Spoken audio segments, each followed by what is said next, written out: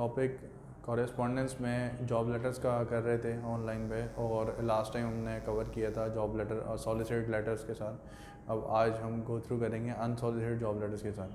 तो दोबारा से बता दूं मैं आपको कि सॉलिसिटेड जॉब लेटर्स वो लेटर्स होते हैं जब इनविटेशन आता है एम्प्लॉयर्स की तरफ से कि हमारे पास कुछ वेकेंट पोजीशन है जिस पे आप अप्लाई कर सकते हैं जॉब के लिए, वो कहलाते हैं सॉलिसिटेड जॉब लेटर। अगर in case unsolicited job letter उन केसेस में बनता है जब एम्प्लॉयर की तरफ से किसी किस्म की एडवर्टाइजमेंट रीडर तक नहीं मिली होती है या कोई वेकेंट पोजीशन नहीं होती है और रीडर अपने हिसाब से, ये जो जॉब एप्लीकेंट है वो अपने हिसाब से कोशिश कर रहा है कि वो अप्लाई करे किसी भी अपनी फील्ड के हिसाब से किसी भी कंपनी में, तो वो कहलाता है अनसॉलिसिटेड जॉब लेटर। तो जॉब लेटर्स वैसे ही आप देखते हैं कि काफ़ी ज़्यादा मुश्किल होते हैं लिखना। वो इस वजह से कि जब एक वेकेंट पोजीशन होती है तो वेकेंट पोजीशन के लिए एम्प्लॉयर इंटरेस्टेड तो होता है, लेकिन वो बहुत सारे लेटर्स को और बहुत सारी सीवीज़ को गो थ्रू करता है, उसमें से जो बेहतरीन बेस्ट पॉसिबल है उसको फिर वो पिक करते हैं इंटरव्यू कॉल के लिए। तो जॉब लेटर इंतहाई ज़रूरी है आपकी कैरियर ग्रोथ के लिए भी, और आपकी अगर किसी किस्म की जॉब स्विच करना चाह रहे हैं उसके लिए भी ज़रूरी है। तो वहाँ पे आपने कम्पीट करना है अपने साथ साथ बहुत सारे स्टाफ के साथ जो कि नया स्टाफ किसी भी कंपनी में हायर होने की कोशिश करें। यहाँ पे मैं आपको एक और बात बताऊँ कि जो जॉब लेटर्स लिखे जाते हैं वो इस तरीके से लिखे जाते हैं कि वो बहुत ज़्यादा कैची हों, बहुत ज़्यादा अट्रैक्टिव हों, ताकि जॉब लेटर्स से जो एम्प्लॉयर है या आपकी ईमेल, अगर जॉब ईमेल है, जॉब ईमेल के थ्रू एम्प्लॉयर जाए आपकी सीवी तक, अटैचमेंट उसको डाउनलोड करे और उसके बाद फिर वो आपकी सीवी को भी गो थ्रू करे। बिल्कुल ऐसे ही अगर फिजिकल बाय हैंड या बाय पोस्ट हम भिजवा रहे हैं जॉब लेटर्स प्रिंट आउट की फॉर्म में, उस सूरत में जॉब लेटर के साथ सीवी जाती है, तो जॉब लेटर जितना अट्रैक्टिव होगा उसके साथ साथ सीवी भी वो एम्प्लॉयर के लिए अट्रैक्टिव रहेगी। तो आपको ये पता है कि जब अप्लाई कर रहे होते हैं तो उस वक्त जॉब अगर के ओपन पोजीशन होती है जो कि सॉलिसिटेड जॉब लेटर्स के सिचुएशन में है, तो अगर ओपन पोजीशन है तो बहुत सारे एम्प्लॉयज़ एक साथ अप्लाई करते हैं या बहुत सारे प्रोस्पेक्टिव एम्प्लॉयज़ या कैंडिडेट्स एक साथ अप्लाई करते हैं। तो अब यहाँ पे सबसे ज़्यादा मुश्किल ये होता है कि आपका लेटर और आपका रेज्यूमे इतना ज़बरदस्त होना चाहिए कि वो हाईलाइट कर जाए बहुत सारे कैंडिडेट्स में से, आपको वो कॉल कर दें इंटरव्यू की।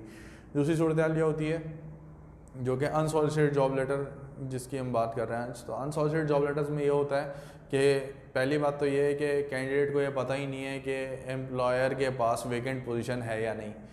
दूसरी सूरत हाल ये है कि कभी कभी ऐसा हो भी सकता है कि वेकेंट पोजीशन हो लेकिन जो अप्लाई करने वाला एप्लीकेंट है उसको ये नहीं पता कि वेकेंट पोजीशन थी या नहीं थी, तो उस सूरत हाल में भी वो एक न्यूट्रल लेटर बनाएगा और वो अनसॉलिसिटेड जॉब लेटर ही बनाएगा क्योंकि उसको इन्फॉर्मेशन नहीं है। सॉलिसिटेड जॉब लेटर उसी सूरत हाल में बनाया जाता है जब एम्प्लॉयर की तरफ से एक कोई इन्विटेशन होता है या किसी किस्म की न्यूज़ होती है या अनाउंसमेंट होती है या पब्लिश ऑफ ऐड होता है, तो उस सूरत हाल में हमेशा सॉलिसिटेड जॉब लेटर बनता है। अनसॉलिसिटेड जॉब लेटर जब भी एप्लीकेंट अप्लाई कर रहा है और उसके इन्फॉर्मेशन में ये बात मौजूद नहीं है कि वेकेंट पोजीशन है या नहीं, और पहली बात तो ये कि ज़्यादातर अक्सर यही देखा गया है कि वेकेंट पोजीशन ना होने पे ही अनसॉलिसिटेड लिखा जाता है, लेकिन कभी कभी आपको अगर किसी कंपनी का कोई कैरियर्स का पेज मिल जाए, आपको कोई पोर्टल मिल जाए, कोई ऐसी ईमेल आईडी मिल जाए जिस पे आप अप्लाई कर सकें ह्यूमन रिसोर्स डिपार्टमेंट किसी कंपनी के, और आपको पता है कि इस जगह आप अप्लाई कर रहे हैं, यहाँ पे आप अप्लाई कर रहे हैं तो अभी फ़िलहाल वेकेंट पोजीशन नहीं है, लेकिन आप सेफ साइड के लिए, आप एक बैकअप प्लान के लिए पहले से एक अप्लाई कर देते हैं कि कल को अगर जॉब अपॉर्चुनिटी मिलती है तो फिर आपको भी कंसिडर किया जाए और आपका रेज्यूमे या आपका जॉब लेटर पहुँचा है एम्प्लॉयर तक उसको पहले गो थ्रू कर लिया जाए,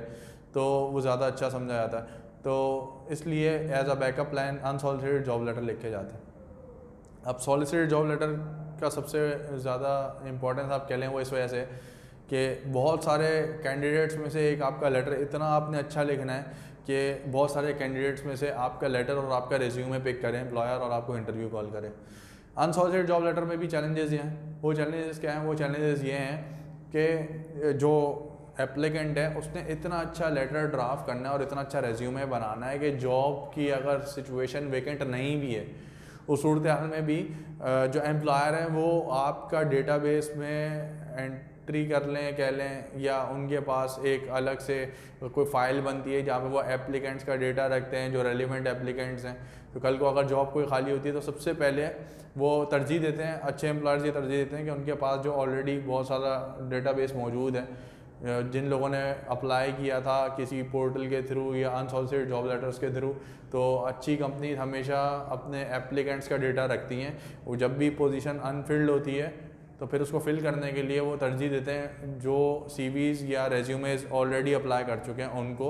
उसके अलावा जो जॉब ऐड के बाद जो रिस्पॉन्सेज आते हैं तो उसमें दोनों में से वो सैम्पल्स निकालते हैं या फिर कंपेयर करते हैं कौन सा ज़्यादा अच्छा लेटर लिखा गया या कौन सी ज़्यादा अच्छी सीवी है, कौन सा जो एम्प्लॉई है उसकी प्रोफाइल ज़्यादा बेहतर है, तो फिर वो उसमें से सिलेक्शन कर रहे होते हैं।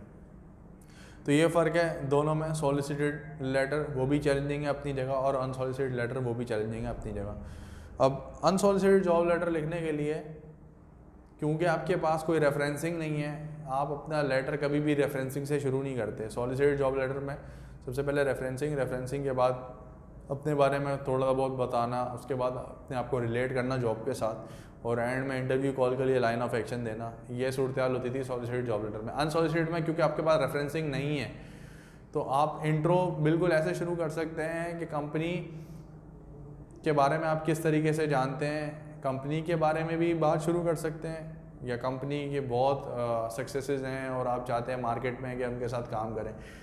दूसरी सूरत हाल ये भी हो सकती है कैंडिडेट अपनी तरफ से या अपनी स्किल्स को बताते हुए भी फर्स्ट पैरा शुरू कर सकता है। तो अगर बॉडी पैरास की बात करेंगे तो फर्स्ट पैरा में कैंडिडेट हमेशा अपने बारे में भी बता सकता है, या तो कंपनी के हिसाब से भी बात कर सकता है कि कंपनी इतनी ज़्यादा सक्सेसफुल है। फर्स्ट पैरा में ये बात हो गई। सेकंड और थर्ड पैरा और अट्रैक्टिव बनाना है और कोशिश करनी है कि रीडर यानी कि जो एम्प्लॉयर प्रोस्पेक्टिव एम्प्लॉयर है वो आपके फर्स्ट पैरा से एंटरटेन हो गए, सेकंड पैरा भी पढ़े और थर्ड पैरा भी पढ़े और फोर्थ पैरा भी पढ़े। तो इसमें ये होता है कि सेकंड पैरा थर्ड पैरा आपको और ज़्यादा कैची बनाने हैं। इसके अंदर आप बहुत ज़्यादा अपनी स्किल्स के बारे में बताएंगे, बहुत एक्स्ट्रा ऑर्डिनरी। अगर कोई आपकी कोई फील्ड ऐसी है या आपकी पुरानी पास्ट एक्सपीरियंस इतना ज़बरदस्त है या सक्सेसेस हैं तो उसके बारे में डिस्कशन करेंगे। लास्ट पैरा में ये बात बताएंगे हमेशा कि हम लोग अगर अप्लाई कर रहे हैं अभी और अगर ये जॉब वेकेंट है तो बहुत अच्छी बात है। ये तो लक की बात है कि अगर आपने अप्लाई किया अनसॉलिसिटेड और जॉब भी वेकेंट थी तो आपको कॉल जल्दी आ जाएगी। अदरवाइज़ आप हमेशा एम्प्लॉयर को ये रिक्वेस्ट करेंगे कि कल को अगर जॉब ओपनिंग होती है तो आप हमें इनवाइट करें इंटरव्यू के लिए और हमारी सीवी को अपने डेटाबेस का हिस्सा बनाएं कि आज नहीं तो कल, कल नहीं तो परसों, कभी ना कभी जॉब जब भी वेकेंट होती है आप हमें ज़रूर बुलाइएगा एम्प्लॉयमेंट के लिए। Page 116 unsolicited job letter. A231 block 2 Gulshan Iqbal Karachi. क्योंकि सेंडर इंडिविजुअल कैपेसिटी में लेटर भेज रहे हैं तो इसलिए कभी भी जो शुरुआत होती है लेटर की टाइटल से होती थी, टाइटल ऑफ कंपनी के। तो टाइटल ऑफ कंपनी या लोगोस नहीं आएंगे क्योंकि इंडिविजुअल कैपेसिटी में लेटर लिखा जा रहा है। दूसरी बात, डायरेक्ट शुरुआत करेंगे एड्रेस से और एड्रेस के बाद स्पेसिंग के बाद डेट जून 12, 2015, इसके बाद spacing, manager human resource Shakeel enterprise 3A4 हबीब स्क्वायर एम रोड कराची। अब द मैनेजर ह्यूमन रिसोर्स का क्योंकि नाम नहीं पता है तो यहाँ पे किसी किस्म का नाम लिखने की ज़रूरत नहीं है। आप डायरेक्ट सिर्फ पोस्ट से मुखातिब हो सकते हैं, पोस्ट को एड्रेस कर सकते हैं। इसके बाद शकील एंटरप्राइजेज़ जो कि कंपनी का नाम या बिज़नेस का नाम है और बिज़नेस का एड्रेस है। उसके बाद Karachi. Subject apply for the post of sales officer. अब क्योंकि शकील एंटरप्राइजेज़ ने सेल्स ऑफिसर के लिए किसी किस्म का ऐड नहीं दिया होगा तो अनसॉलिसिटेड जॉब लेटर में हमेशा आप जो अप्लाई कर रहे होते हैं वो हो सकता है कि पोजीशन वेकेंट ना हो। तो इसका मतलब सेल्स ऑफिसर की फ़िलहाल ज़रूरत नहीं है शकील एंटरप्राइजेज़ को। अब जब ह्यूमन रिसोर्स डिपार्टमेंट जब ये लेटर देखेगा तो पहली सूरत हाल में तो ये बात सोचेंगे कि क्या हमारे पास ये वेकेंट पोजीशन थी या नहीं थी। फॉर एग्जांपल वेकेंट पोजीशन थी सेल ऑफिसर की तो वो फिर अपने पास रख लेंगे इसको और फ़ौरन कॉल बैक कर सकते हैं कुछ ही दिनों में। हो सकता है या सिचुएशन वेकेंट होने वाली है, उनको अंदाज़ा हो कि आज नहीं तो 2 महीने के बाद सिचुएशन वेकेंट हो रही है। दूसरी सूरत हाल ये बनती है कि शकील एंटरप्राइजेज ये सोच सकते हैं कि अभी सिचुएशन वेकेंट नहीं हो सकती, 3 से 4 साल भी लग जाएंगे, अभी सेल्स ऑफिसर्स की तादाद इतनी ज़्यादा मौजूद है या हमारा बिज़नेस जो है वो अच्छे तरीके से मैनेज कर रहे हैं तो फ़िलहाल ज़रूरत नहीं है। उस सूरत हाल में क्या होता है, उस सूरत हाल में भी वो शकील एंटरप्राइजेज़ में अगर ह्यूमन रिसोर्स डिपार्टमेंट स्टाफ जो है वो स्मार्ट होगा तो अपने पास एक डेटाबेस मेंटेन करेगा और ये जो लेटर अभी देख रहे हैं अनसॉलिसिटेड जॉब लेटर, ये और उसका रेज्यूमे जो भी इंडिविजुअल है उसका डेटाबेस में रिकॉर्ड कर लेंगे, अपने पास एक फ़ाइल मेंटेन करेंगे, उसमें रखेंगे। और अगर ह्यूमन रिसोर्स डिपार्टमेंट इसको बिल्कुल भी सही नहीं जानेगा या आप अपने जॉब लेटर ठीक तरीके से नहीं लिख पाए, तो वो जो डिपार्टमेंट का हेड है वो हो सकता है उसको डिस्कार्ड भी करते हैं। लेकिन ये सूरत हाल बहुत ज़्यादा आर्ट्स कहलाई जाएगी, क्योंकि हमेशा मौका देना चाहिए। जो भी लेटर अगर आपको लिखते हैं तो उसके रिस्पॉन्स में आप जवाब भी दे सकते हैं, और अगर जवाब नहीं देते तो कम से कम डेटाबेस में मेंटेन रख सकते हैं। अच्छा, कभी भी जॉब के लिए अप्लाई करेंगे तो सॉलिसिटेड अनसॉलिसिटेड दोनों सूरत हाल में अगर आप ईमेल आईडीज़ पे अप्लाई करते हैं तो ज़्यादा बेहतर ये होता है, एम्प्लॉयर्स की तरफ से बहुत ज़्यादा पॉजिटिव रिस्पांस जाना जाता है कि आप जब भी अपने ईमेल में ऐसी कोई ईमेल रिसीव करें जिसमें जॉब की एप्लीकेशन है, तो ज़रूर एम्प्लॉयर को या ह्यूमन रिसोर्स डिपार्टमेंट को ये चाहिए कि एक अच्छी से एक ईमेल ड्राफ्ट करें कि उनके पास, क्योंकि कैंडिडेट ने अपनी एप्लीकेशन भेजी जॉब के लिए, तो एक अच्छी सी ईमेल ड्राफ्ट करें और थैंक्स करें कि उसने आपकी कंपनी को चुना है जॉब अप्लाई करने के लिए। तो ये बहुत एक पॉजिटिव फीडबैक समझा जाता है। इसमें दो बातें हो जाती हैं, कभी ऑटोमेटिक जनरेटेड ईमेल्स भी होती हैं जिसमें ऑलरेडी कुछ लिटरेचर होता है, थैंक्स फॉर चूजिंग अस और thanks for repositioning confidence in अस, इस तरीके से कुछ वो ड्राफ्टिंग होती है 3 से 4 लाइन्स के। उसमें कैंडिडेट्स को शुक्रिया अदा कर रहे होते हैं एम्प्लॉयर्स के, आपने सोचा कि हमारी कंपनी में काम करना है, तो अभी अगर जॉब है तो उसके लिए गुड लक और इस तरीके से कहते हैं, और अगर अभी नहीं है तो हम आपको we would like to back to you soon, इस तरीके से कुछ वो फ्रेजेस लिख सकते हैं। तो ये बहुत अच्छा रिस्पांस समझा जाता है कि अगर के आपने एक पोर्टल पे ईमेल भेजी है और उसके जवाब में कोई रिस्पांस आ रहा है और वो पॉजिटिव फीडबैक ही समझा जाएगा। क्योंकि अगर के जॉब वेकेंट नहीं भी थी और आपको वो थैंक्स कर रहे हैं कि अच्छा जी जॉब वेकेंट नहीं है, लेकिन हमने आपके रेज्यूमे अपने डेटाबेस में रखी है और आज नहीं तो कल, कल नहीं तो परसों हम आपसे रब्ता करेंगे in case of job opportunity, तो ये बहुत अच्छी बात समझी जाती है अगर एम्प्लॉयर इस तरीके से जवाब दें। तो वापस आते हैं पेज 116 पे। Dear sir, would your company be interested in employing a sales officer who knows how to increase sales. क्योंकि ये इंतहाई मुश्किल लेटर है, कैंडिडेट ने अप्लाई कर दिया है, जॉब भी वेकेंट नहीं है, तो इस तरीके की अप्रोच अपनाएंगे कि बहुत ज़्यादा हाईलाइट करे आपका लेटर। तो लेटर में सबसे पहले सवाल किया गया कि आपकी सेल्स बहुत ज़्यादा इंक्रीज़ करने के लिए आपके पास सेल्स ऑफिसर ऐसा मौजूद है जो आपकी सेल्स को बहुत ज़्यादा इंक्रीज़ करे। ये हाईलाइट कर दिया गया, अपनी स्किल्स को बता दिया गया एक तरीके से। तो आप देखते थे कि सॉलिसिटेड जॉब लेटर में हमेशा रेफरेंसिंग से बात शुरू होती थी। यहाँ पे या तो अपनी स्किल्स को फर्स्ट लाइन में अटेंशन डेवलप करवाने के लिए आप बता सकते हैं, फर्स्ट लाइन में कोई बहुत ज़्यादा एक्स्ट्राऑर्डिनरी स्किल्स हैं तो, या तो आप कंपनी की सक्सेसेस की तरफ रेफ़र कर सकते हैं कि आपकी कंपनी बहुत अच्छी है और आपको ऐसे लोग चाहिए, अपने आप को भी रिलेट कर सकते हैं कि जो फिर आपकी कंपनी की सक्सेसेस को आगे बढ़ाएं। Second para, for the past 3 years I have work for Karachi distributors as assistant sales manager. While here, I have helped the management increase sale by almost 400% in a short period of 3 years. Now I would like to join a company that can provide me with the opportunity to assume greater individual responsibilities and where there is more opportunity for advancement. तो बताया गया कि Karachi distributors के लिए काम किया है और सेल्स 100% के बजाय 400% उन्होंने इंक्रीज़ कर दी हैं। तो इनकी स्किल्स इतनी ज़्यादा बेहतर हैं कि उन्होंने एक जगह परफॉर्म किया और बहुत एक्स्ट्राऑर्डिनरी परफॉर्म किया। तो कभी कभी ऐसा होता है कि कंपनी सोचती हैं कि उनके एग्जिस्टिंग स्टाफ क्या है, इतना कैपेबल है, तो फिर वो हो सकता है ह्यूमन रिसोर्स डिपार्टमेंट वाले एक सोचें अपनी तरफ से कि ऐसा तो नहीं है कि ये जो इंडिविजुअल हैं ये बहुत ज़्यादा ऐसी बातें कर रहे हैं जो कि इनके बस में ना हो या रियलिस्टिक ना हो, तो इसको फिर वो वेरीफाई करवा सकते हैं किसी भी किस्म के एक्टिविटी के थ्रू। और फिर वो ये भी साथ साथ देख रहे होंगे कि उनका एग्जिस्टिंग स्टाफ क्या इतना कैपेबल है, फिर इनकी फील्ड रिलेटेड है या नहीं है, क्या वो सेम फील्ड में काम कर रहे थे, मतलब सेल्स काम कर रहे थे, अगर वो डिस्ट्रीब्यूशन का नेचर ऑफ बिजनेस सेम था बिल्कुल उस तरीके से जो शकील एंटरप्राइजेस का है। ये तमाम बातें अज्यूम की जा सकती हैं। I would like to join a company that can provide me with the opportunity to assume greater individual responsibilities. अब यहाँ पे कह रहे हैं कि बेटर अपॉर्चुनिटीज़ के लिए जाना चाह रहे हैं वो शकील एंटरप्राइज़ में, तो शकील एंटरप्राइज़ वाले एक और बात ये भी यहाँ अज्यूम करेंगे कि उनका एक तरीके से जो सेंडर हैं वो ये चाह रहे हैं, एप्लीकेंट चाह रहे हैं कि तारीफ़ करके कुछ अच्छी गुडविल बनाने की कोशिश करें कंपनी के साथ। Third para, The kind of work in which your company is engaged particularly interests me, and I like responsibility, enjoy the challenge of new situation, and derive much pleasure from improving my abilities and from helping others to improve theirs.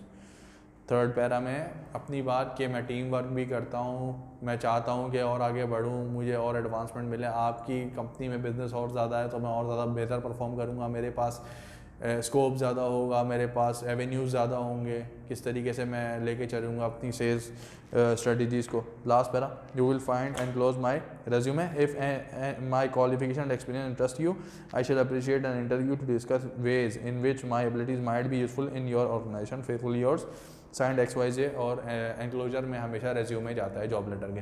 अब आखिरी para में बताया जा रहा है कि अगर कि आपको इतनी एक्स्ट्रा ऑर्डनरी स्किल्स पसंद आती हैं या आपकी कोई अगर जॉब क्रिएटेड नहीं भी थी तो आप अगर एक जॉब क्रिएट करना चाहें और मुझे चांस देना चाहें तो उस स्लॉट के लिए फॉर एग्जांपल अगर 4 सेल्स ऑफिसर थे तो 5th स्लॉट अगर नहीं भी थी तो आप एक स्लॉट क्रिएट करके अगर आप मुझे चांस देंगे तो हो सकता है कि मैं आपकी सेल्स को आगे से आगे ले जाऊं.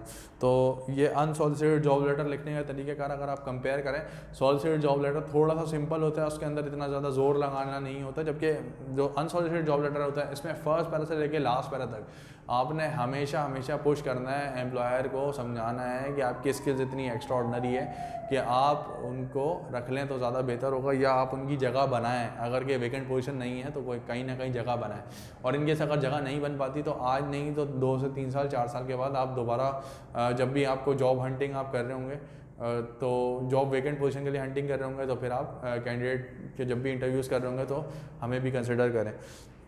जो अनसॉलिसिटेड जॉब लेटर है वो AIDA फॉर्मेट पर है, मतलब attention first para, second para interest, third para desire, fourth para action. तो इस वाले जो जॉब लेटर को हमने रेफ़र किया था इसमें सबसे पहले अटेंशन किस तरीके से ग्रैब की गई कि अपनी सेल्स ऑफिसर के अकॉर्डिंगली इन्होंने लिखा कि क्या आपकी कंपनी भी उसी तरीके से सेल इंक्रीज़ करवाना चाहती है जिस तरीके से मैं करके आऊँ. फिर उसकी डिटेल, अटेंशन के बाद इंटरेस्ट में अपनी डिटेल्स बताएं कि मैंने क्या काम किया अपनी ऑर्गेनाइजेशन में और किस वजह से मैं इतना आगे जाने की कोशिश कर रहा हूँ, या मैं किस बात की बेस पे अभी मैं जॉब अप्लाई कर रहा हूँ. थर्ड पैरा में बताया गया कि कंपनी से अपना लिंक बताया कि कंपनी के साथ अगर मैं काम करूँगा तो डिज़ायर कैसे डेवलप होगी कंपनी के लिए कि वो मुझे लें.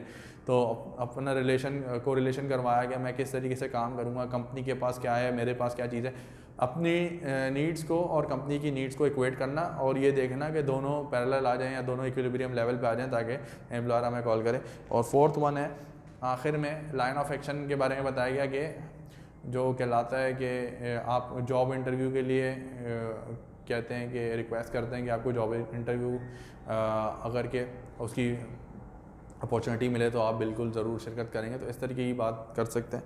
तो ये बहुत रिलेटेड है 116 पे unsolicited job letter. Sales officer की पोस्ट है तो आप सेल्स ऑफिसर के लिहाज से अज्यूम कर लेंगे.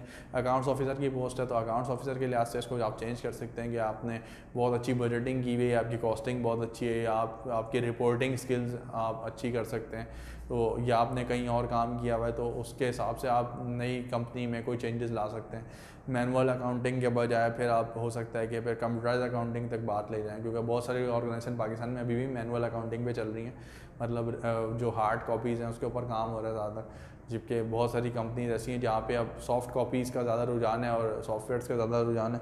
तो ये डिपेंड करेगा. तो आप अपनी स्किल्स के ज़रिए से शुरुआत कर सकते हैं अनसॉलिसिटेड जॉब लेटर की. एग्ज़ाम में जितने भी क्वेश्चंस अगर आते हैं कि मैकडोनल्ड पाकिस्तान लिमिटेड ने एडवर्टाइज़ कर दिया या डॉन की तरफ से एक एडवर्टाइजमेंट है किसी पोस्ट को फिल करना है, वो तमाम सॉलिसिटेड जॉब लेटर के ज़ुमरे में आएंगे. और अगर कोई आपसे कहा जा रहा है कि आप एक लेटर लिखें जिसमें आपने इस पोस्ट के लिए अनसॉलिसिटेड जॉब लेटर के लिए अप्लाई करना है, तो उसमें ख़ासतौर पे या तो मेंशन होगा अनसॉलिसिटेड जॉब लेटर या इस बात का तस्करा नहीं होगा कि आपने किसी वेकेंट पोजीशन के बदले में अप्लाई करना है. फ़र्क सिर्फ ये होता है. तो पेज 119 पे देख रहे हैं unsolicited job letter for the fresh candidate. Fresh candidate आमतौर पे मार्केट में बहुत ही मुश्किल से लिए जाते हैं, क्योंकि फ्रेश कैंडिडेट्स के साथ रिस्क बहुत ज़्यादा एसोसिएटेड होते हैं. एक तो ये कि वो बिल्कुल इनएक्सपीरियंस होते हैं, तो कंपनीज़ नहीं चाहती कि अपना फ़ंड या अपना कैपिटल किसी ऐसी जगह लगाया जाए जो बहुत इनएक्सपीरियंस कैंडिडेट हो। तो फ्रेश कैंडिडेट के साथ रिस्क लेना इंतहाई मुश्किल काम है, लेकिन उसके फ़वाइद भी हैं कि फ्रेश कैंडिडेट हमेशा मोटिवेटेड होता है, हमेशा उसको एक नई से नए एजुकेशनल स्किल्स उसको पता होती हैं, उसको नॉलेज बेहतर होती है, वो रीसेंट स्टडीज़ या रीसेंट रिसर्चेस पढ़ के आ रहे होते हैं। तो उसके ऊपर अगर कोई फ्रेश कैंडिडेट के हिसाब से अनसॉलिड जॉब लेटर लिखा जाए तो वो कैसे होगा, पेज 119 पे, A111 block 5 Gulshan Iqbal Karachi, June 12 2015, the manager human resource Aligarh enterprise और मेजना road Karachi. Subject apply for a suitable post in computer department. तो dear sir, I am seeking a position in your engineering department where I may use my training in computer technology to solve engineering problems. I would like to be a part of the department that developed the internet selection system, but I am unsure whether you have a current opening. First para में बताया गया कि मैं काम करना चाहूँगा, किस field में काम करना चाहूँगा ये भी बताया, साथ साथ ये बताया है कि हो सकता है कि आपके पास पोजीशन वेकेंट हो, नहीं वेकेंट हो, दोनों सूरत में कह दिया गया है कि आप अगर रखना चाहें तो आप रख सकते हैं। Second para, I expect to receive a masters commerce degree from university of Karachi in June 13 and by the time will have completed the certification computer program. Since September 2011, I have been participating through the university in the professional training program at Computer Systems International at Arena Multimedia. In the program, I was assigned to several staff sections as an apprentice. Most recently, I have been a programmer trainee in the engineering department and have gained a great deal of experience in computer applications. Details of the academic courses I have taken are included in the enclosed resume. Last para, if there is a position open at a legal enterprise, please let me know whom I should contact for further information. I look forward to hearing from you soon. अब यहाँ पे बताया गया कि है तो इनके पास degree commerce की, लेकिन साथ साथ कॉमर्स के साथ वो कंप्यूटर डिपार्टमेंट में बहुत ज़्यादा एक्सेल कर चुके हैं और उनके पास काफ़ी सर्टिफिकेशंस भी हैं। तो सेकंड पैरा में दो बातें रिलेट की गई, ये कंप्यूटर फील्ड भी इनके पास है और कॉमर्स की फील्ड भी इनके पास है, या MBA किया हुआ है या MCOM किया हुआ है। तो ये जब किसी भी शख्स के पास ये दो फील्ड या दो स्किल्स एक साथ मर्ज हो जाती हैं तो कभी कभी ऐसा होता है कि एम्प्लॉयर्स उनको एक एज दे देते हैं दूसरे कैंडिडेट्स के हिसाब से कि इन कैंडिडेट्स में वो कैंडिडेट बेहतर है जिसके पास कोई एडेड फीचर किसी के पास मौजूद है अगर तो आपने देखा सिंसियरली साइंड ARD। अब इसमें बहुत ज़्यादा एक्सपीरियंस का पोर्शन नहीं था। पहले वाले जॉब लेटर में हमने देखा उसमें एक्सपीरियंस के ऊपर बहुत ज़्यादा बेस कर रहा था। जो जॉब लेटर था उसके अंदर वो कह रहे थे कि मेरा एक्सपीरियंस इतना है और मैंने 400% सेल बढ़ा दी। इस वाले जॉब लेटर में क्योंकि कैंडिडेट फ्रेश है तो उसके पास इतनी ज़्यादा स्किल्स एक्सपीरियंस के हिसाब से नहीं है, लेकिन उसके पास स्किल्स एजुकेशन के हिसाब से उसने रेफ़र किए यहाँ पे कि उसने क्वालिफ़िकेशन भी हासिल की है और उसके पास कोई एडिशनल सर्टिफिकेशन भी है। तो उससे फिर वो रिलेट कर रहे हैं कि किस तरीके से वो काम कर सकते हैं कंपनी के लिए। तो यहाँ पे आपने देखा सिंसियरली साइंड ARD।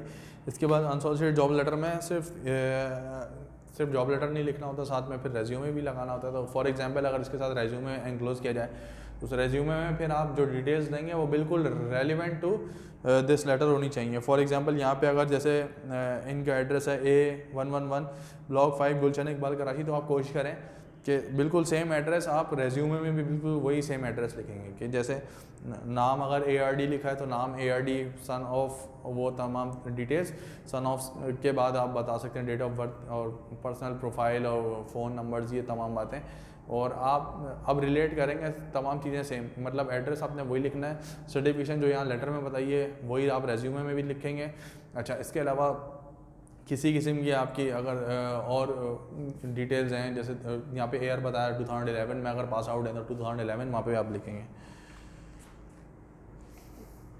तो सबसे बड़ी बात यही है कि आपने जितने भी ये जॉब लेटर्स करने हैं, अटैम्प्ट करने हैं, उसमें आपने रेज्यूमे साथ साथ चलाना है और बिल्कुल सेम डिटेल्स के साथ चलाना है। ये गलती ना करिएगा कि आपने लेटर लिखा, उसके साइन ऑफ आपने किसी और नाम से किया और फिर रेज्यूमे आप किसी और नाम से कर रहे हैं। ये बहुत बड़ा ब्लंडर माना जाएगा और उसके एग्ज़ाम में काफ़ी negative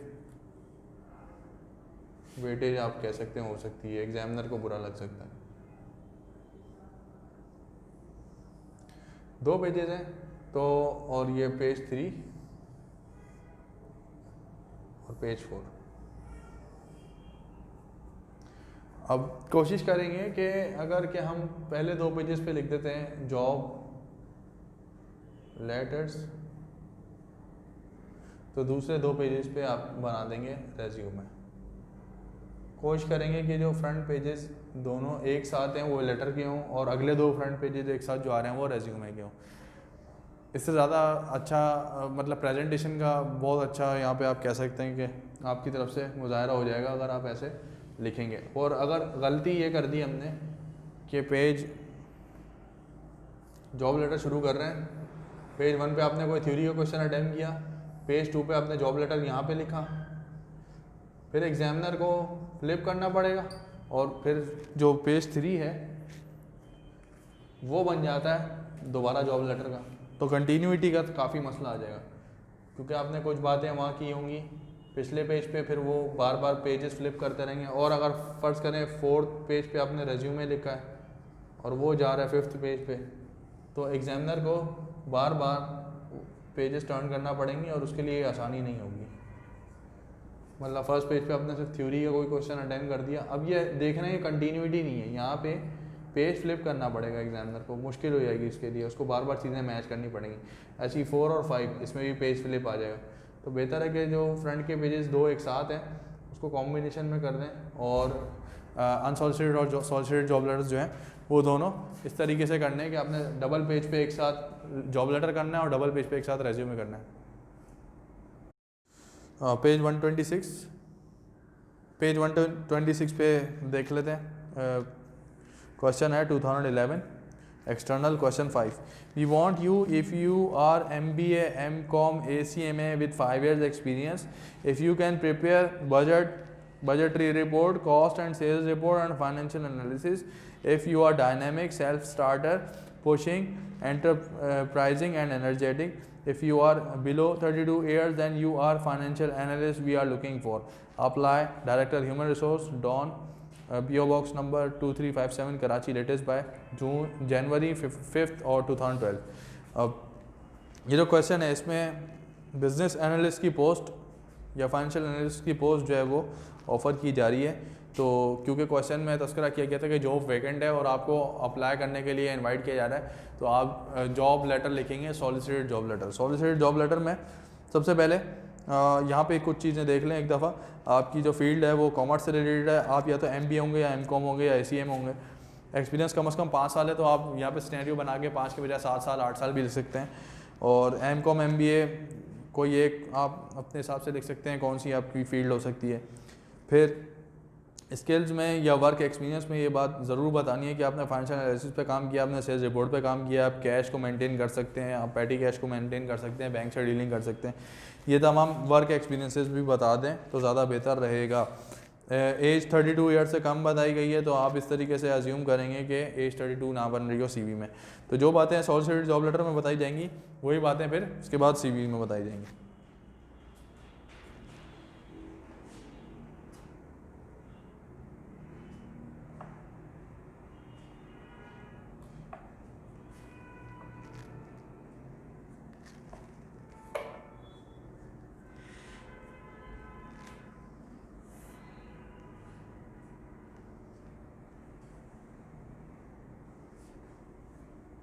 Question 7B, 17 regular, page number 125. A multinational bank immediately requires the services of a competent accountant who possesses at least 3 years practical experience. Applicant should have knowledge of Excel Peachtree. Please apply to Director Human Resource, Dawn, PO Box 5721 Karachi। अब यहाँ पे additional skills में या certification में आप Peachtree, MS Office, MS Excel के softwares के बारे में बता सकते हैं अपनी एडेड क्वालिफिकेशन के साथ। Page number 125, question number 5B 2016 external, write an application with resume to the manager finance Chingcho company for the post of accountant, published in daily express news 31 December 2016 issue. Required draft an application along with CV for the said vacancy. Assume necessary detail। और आप यहाँ पे अपने से details सोच सकते हैं। मज़ीद बात यह है कि कभी रेज्यूमे खाली नहीं लिखेंगे, जॉब लेटर अगर लिखेंगे तो साथ में रेज्यूमे होना चाहिए, या सिर्फ रेज्यूमे का सवाल आएगा तो साथ साथ जॉब लेटर का भी आप अटैम्प्ट कर सकते हैं। तो ये 3 क्वेश्चन आप प्रैक्टिस कर सकते हैं और पुराने लेटर्स भी प्रैक्टिस कर सकते हैं। सॉलिसिटेड जॉब लेटर ज़्यादा आता है, अनसॉलिसिटेड कम आता है, लेकिन कोशिश करेंगे अनसॉलिसिटेड जॉब लेटर भी अगर के उसके क्वेश्चन हैं तो उसको प्रैक्टिस कर लें। तो अगली क्लास में बात होती है इंशाल्लाह। कोई क्वेश्चन हो तो आपसे आप पूछ सकते हैं मुझसे, नेक्स्ट क्लास में बात होगी इंशाल्लाह।